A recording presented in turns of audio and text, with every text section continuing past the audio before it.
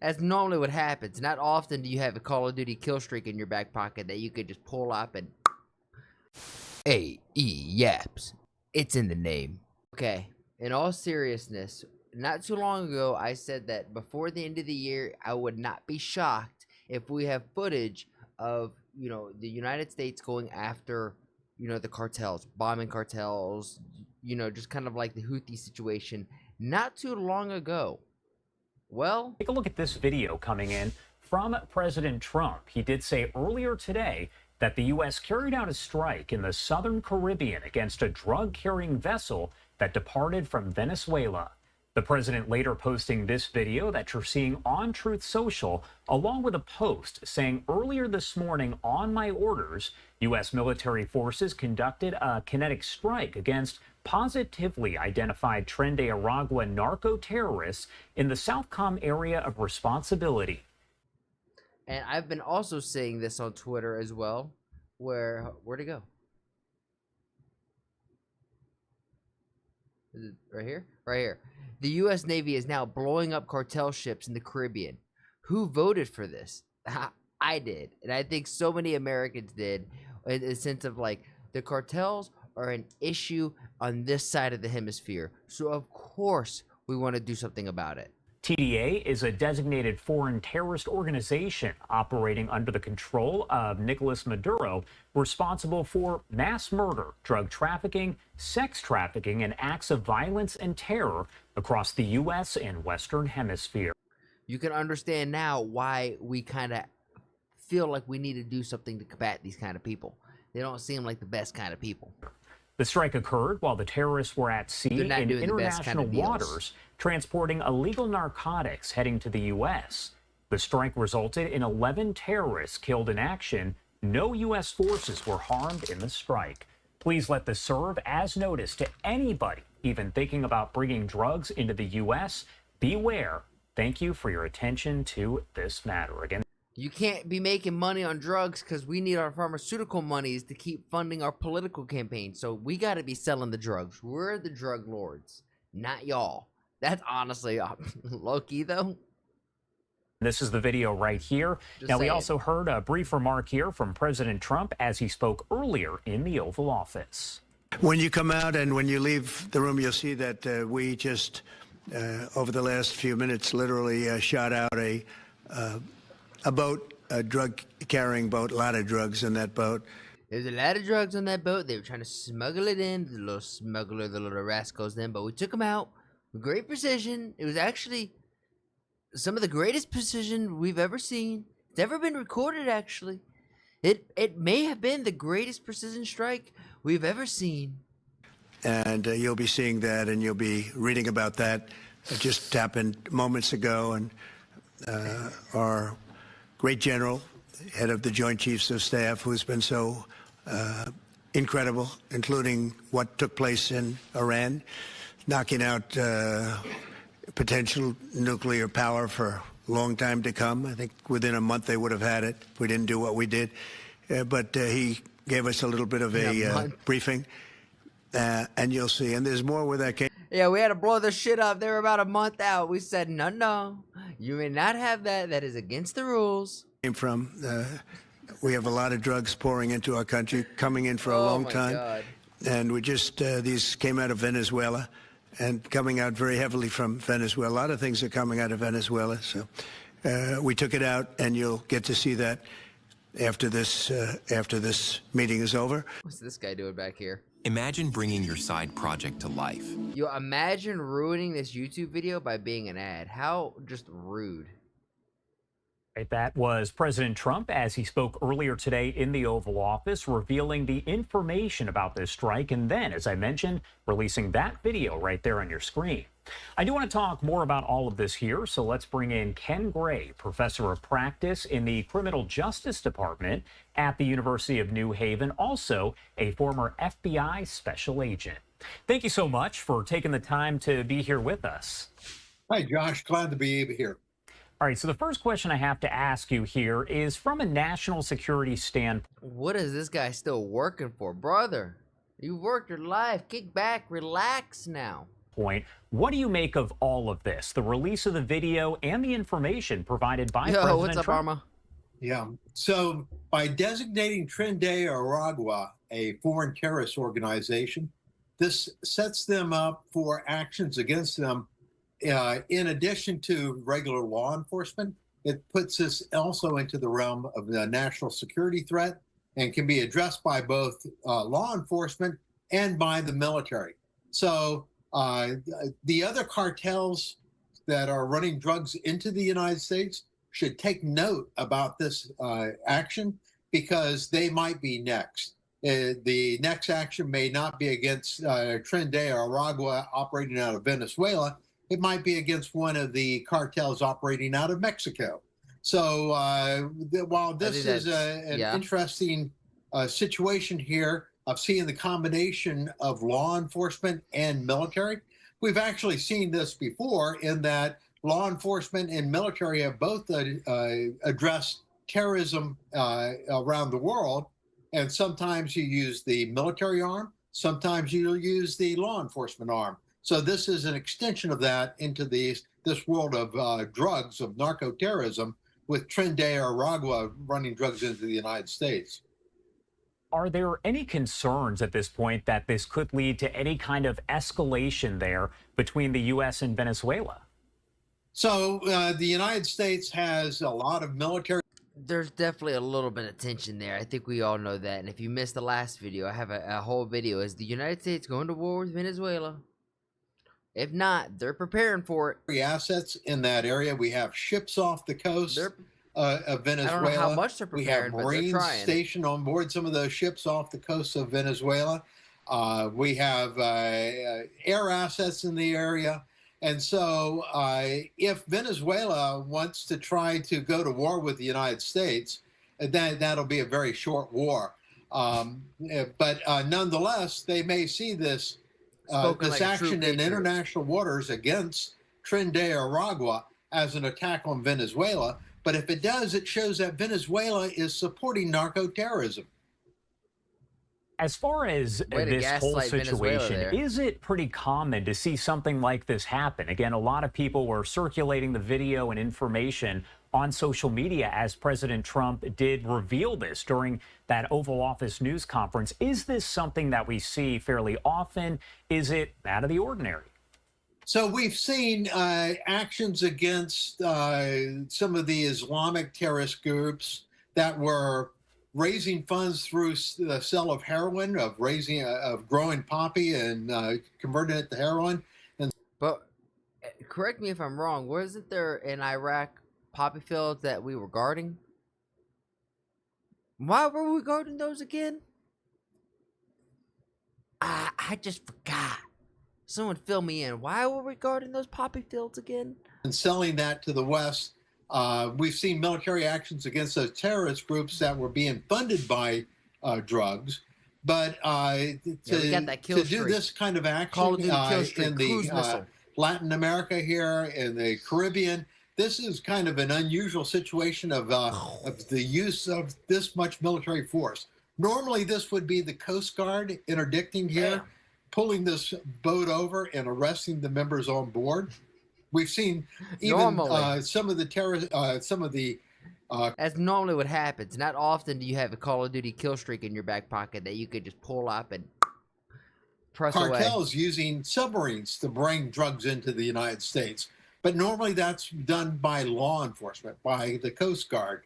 This is an escalation of using the military in the Caribbean here by taking actions, kinetic action here against this fast boat running drugs towards the United States by Tren de Aragua. Just hear me out. If this boat left from Venezuela, think about how just bad, terrible that experience is on riding that boat day and night. Because it probably is going to take at least, I would imagine, a few days, maybe a day or two of just constant, okay, guys, we're off for the next 48 hours. We're pressing the go button and going in a straight ass line, following the coast-ish. I don't even know.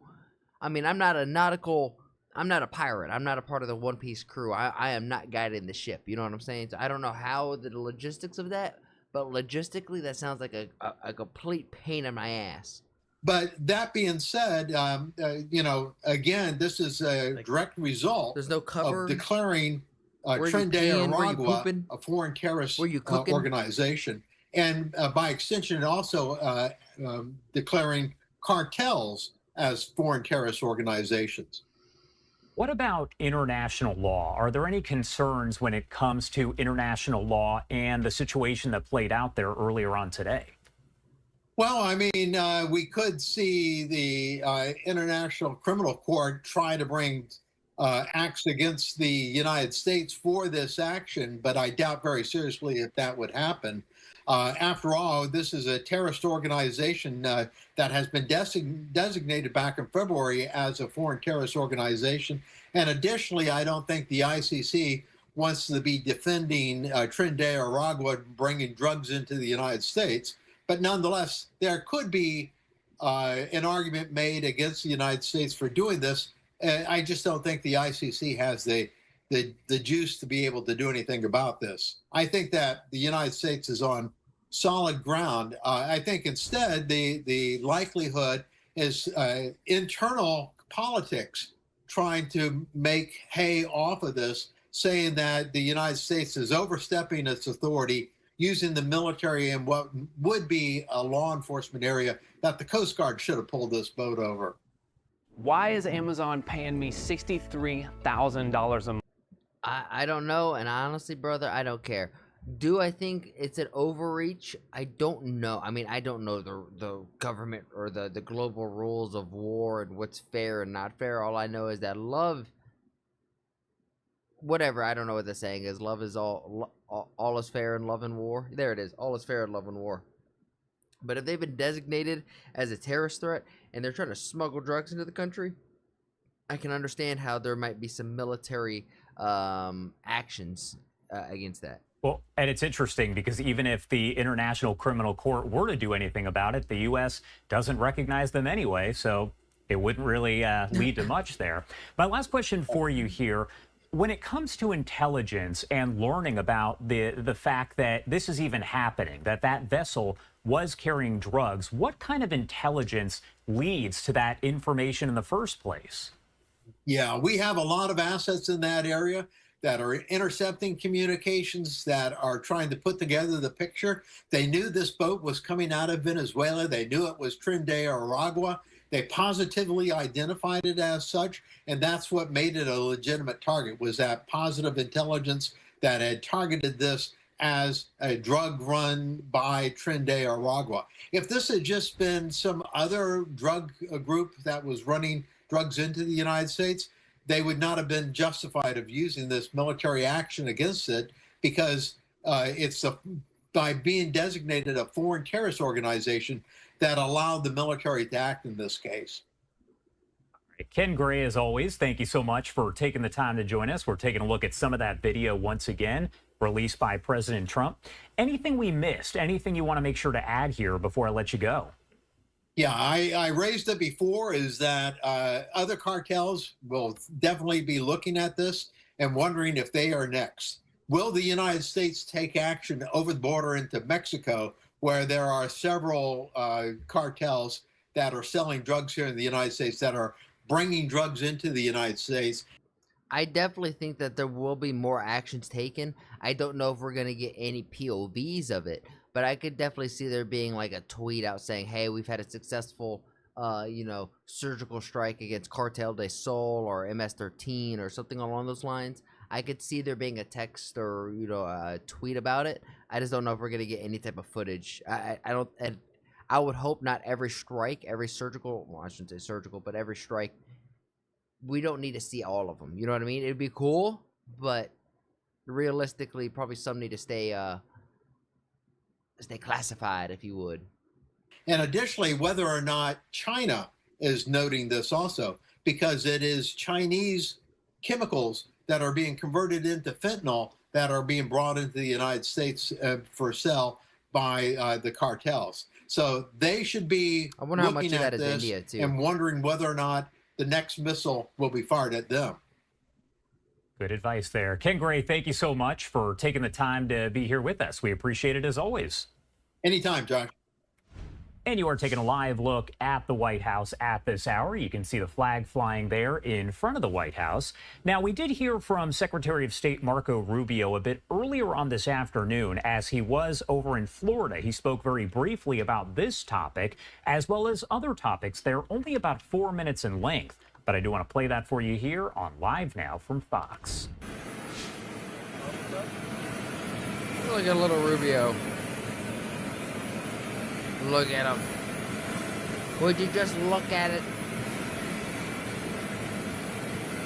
Middle-aged white man. Hated by all Karens and left alike. All right, guys, you ready for a quick good trip? Yeah, were you at Southcom today? Yeah. Not today. I was there Friday. I had the Polish government foreign ministry did the Lech Walesa award today to a Cuban dissident. So obviously she's not here. So I attended that this morning.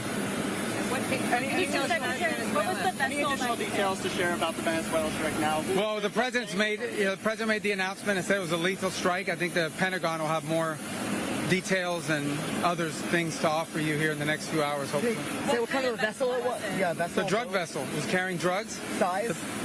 I'll refer you to the Pentagon. They'll give you more details on that when in the next. I anticipate shortly, probably while we're in the air. How many deaths with the lethal force?